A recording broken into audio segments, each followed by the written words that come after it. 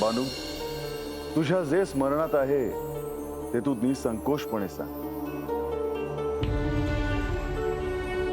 आठवतं आहे की विसरलीस?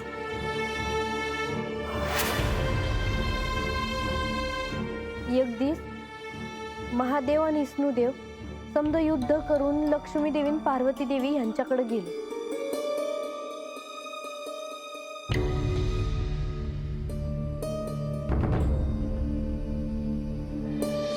पार्वती, आम्ही सर्वदूर शांतता प्रस्थापित करून सृष्टीला आनंद प्रदान करून आलो आहोत.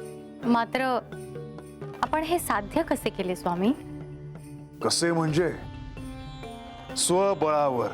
तुम्ही आमचा अपमान करीत आहात. तो कसा काय? तुम्हाला ह्याचे विस्मरण झाले आहे की आम्ही देखील तुमच्या सोबत शक्ती रूपाने या युद्धात होतो. आम्ही साक्षात श्री भगवतीचा अंश आहोत. तिच्याशिवाय हे होणं शक्यच नाही. मात्र तुम्ही तिलाच विसरला आणि आम्हाला देखील. आणि म्हणून मी पार्वती आणि मी लक्ष्मी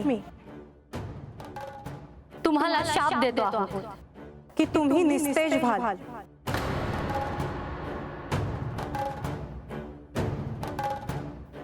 दक्ष राजा आणि सनक ऋषी हे भगवती देवीसनी प्रसन्न करण्यासाठी तप करू लागले.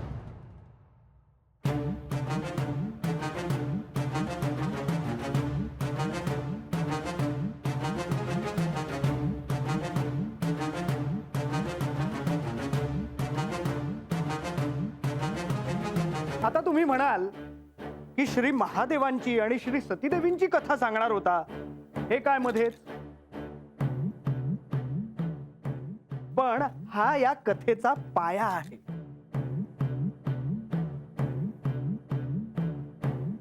सांग बन. वय मग दक्ष राजाला भगवती देवी प्रसन्न झाल्या आणि देवींनी त्यासनी आशीर्वाद दिला.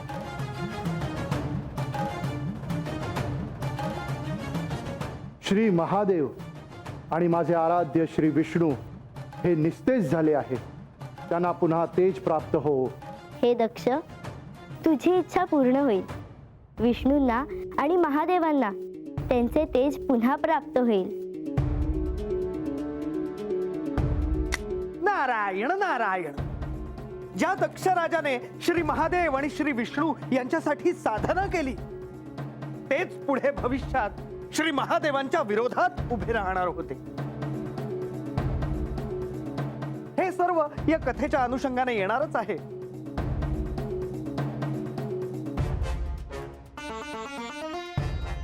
बानू, तू जी कथा सांगितलीस ती मी पुढे घेऊन जातो.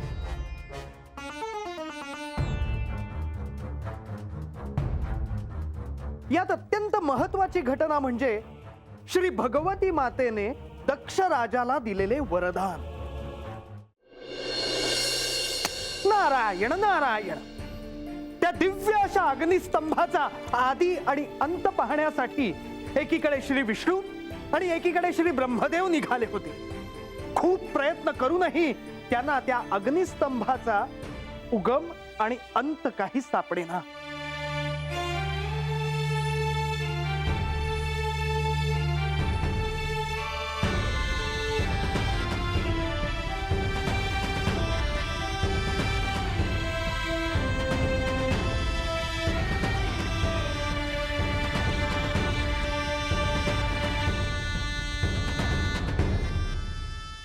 आता या प्रसंगात श्री महादेवांनीही उतरण्याची वेळ आली होती. प्रकट झालेला तो अग्नीचा स्तंभ हा खऱ्या अर्थाने श्री महादेवांनीच उत्पन्न केला होता. या कथेचे कथन करत असताना प्रत्यक्ष श्री विष्णू इथे आहेत. त्यांना मी हे विचारू इच्छितो की हे नेमके काय होते आणि का?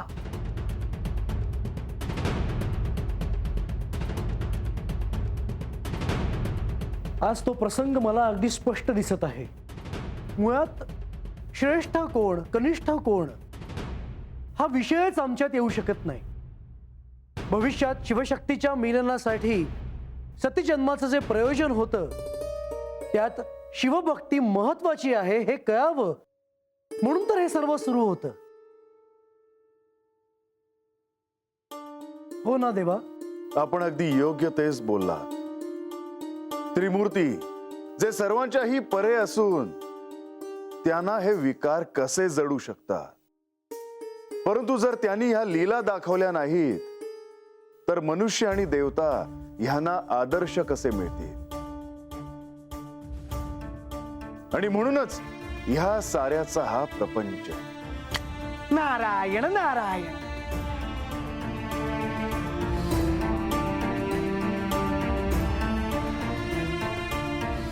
यावं माधवा यावं.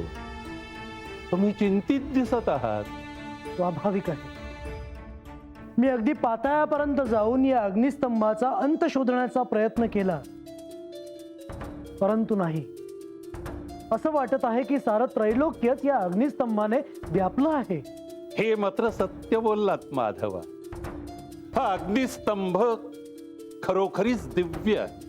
याचा उगम आणि अंत शोधून काढणं खरोखरच कठीण आहे. त्यासाठी श्रेष्ठत्वाचीच आवश्यकता आहे. याचा अर्थ असाच आहे की मी अदिव्य अशा अग्निस्तंभाचा उगम पाहून आलोय. तुम्ही खरं सांगत आहात का ब्रह्मदेव? होय, हे सत्य आहे. वाटेत भेटलेल्या केवड्याला सुद्धा तुम्ही हे विचारू शकता. म्हणजे आपण श्रेष्ठ आहात. म्हणजे तुम्हाला माझे श्रेष्ठत्व आता मान्य करावे लागेल.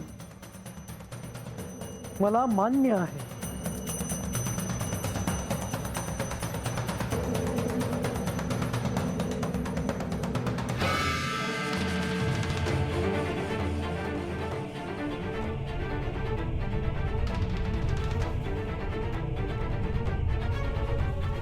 हे काय झालं?